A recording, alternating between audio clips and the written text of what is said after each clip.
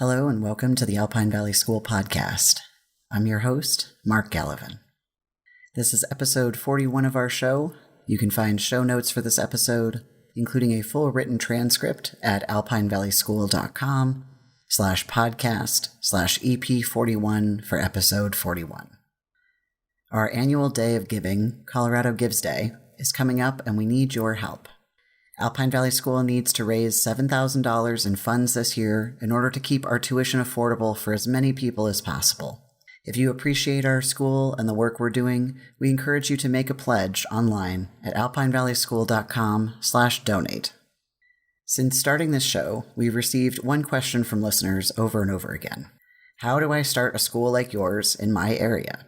It's a difficult question and so personal to each individual's situation. But if there's anyone who can tackle this thorny question, it's my fellow staff member and founder of Alpine Valley School, Larry Welshon. I sat down with him and asked if he would talk about the challenges and rewards of starting a Sudbury school. And here's what he had to say. The first thing I would say is, why do you want to do that? What's driving you to do it? Have you really thought about it? And I'm happy to talk to people about it, to explore the ins and outs of it. It's very hard to do. And I think all of the Sudbury schools that are in existence today struggled for a very long time to maintain their environment and their school, because it is so hard to start. And it's hard to encapsulate why it's hard to start. But some of the reasons involve the very philosophy of the school. Society does not trust children. Society constantly tells us that kids have to be controlled and monitored and molded and formed by well-meaning, knowledgeable adults. And while some of that is true, the way that it manifests itself in the education system results in children who are hobbled by that. They don't get the opportunity to understand who they are and follow their dreams and passions, because somebody else's dreams and passions have been placed in front of theirs. So one of the first things that people who want to start a Sudbury school need to think about is, are you really ready to tackle that?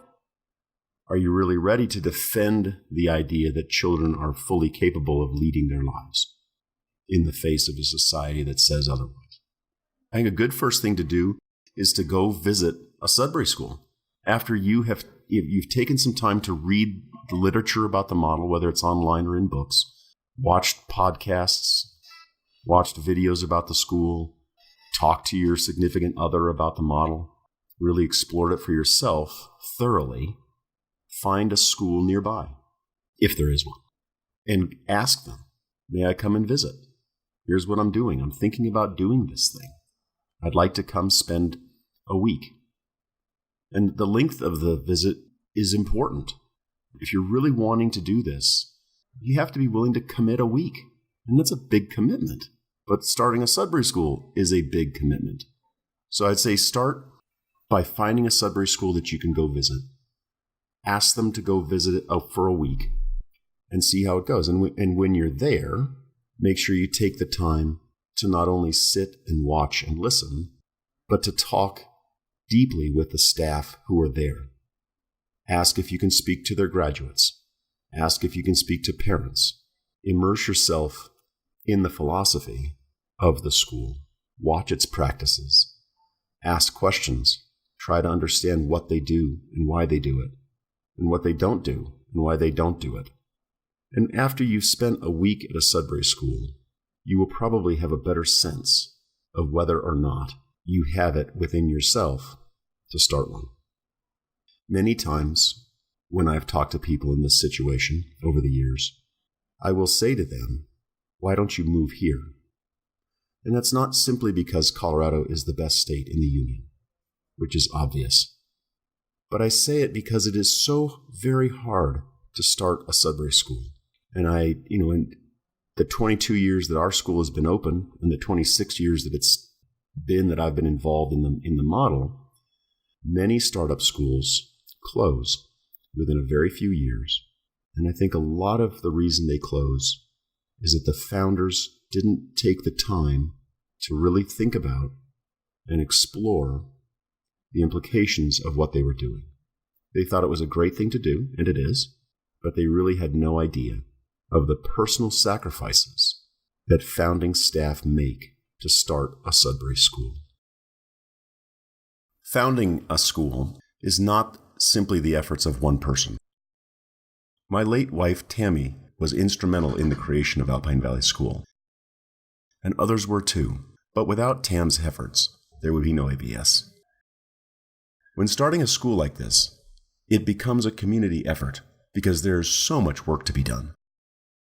Once we made the decision to make AVS a reality, many others joined in, including my dad, who never really understood the model, but believed it important to support someone, who in this case happened to be his son, in an endeavor that he was passionate about.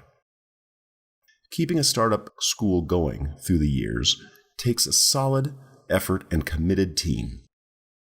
AVS has been blessed by the years of service from the current staff members Connie Cook, Mark Gallivan, and Janet Olive, who have been associated with the school from nearly day one.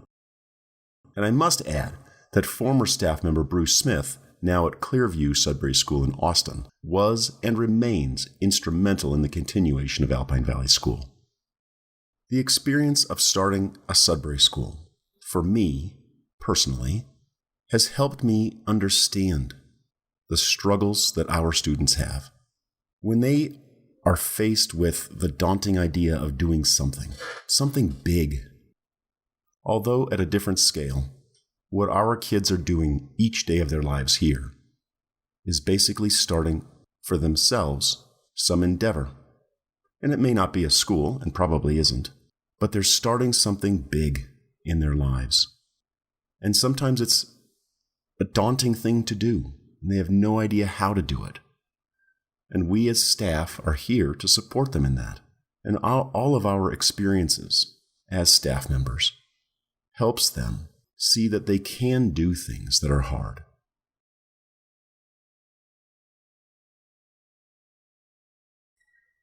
If you want to find out more about starting a school, I've included the best resources that we know of in the show notes for this episode. You can find those show notes at alpinevalleyschool.com/podcast/EP41 for episode 41. Thanks to Larry for providing his insight and wisdom today. As always, thanks for listening. I'm Mark Gallivan. This is the Alpine Valley School podcast, and we'll be back again soon with more stories of real learning for real life.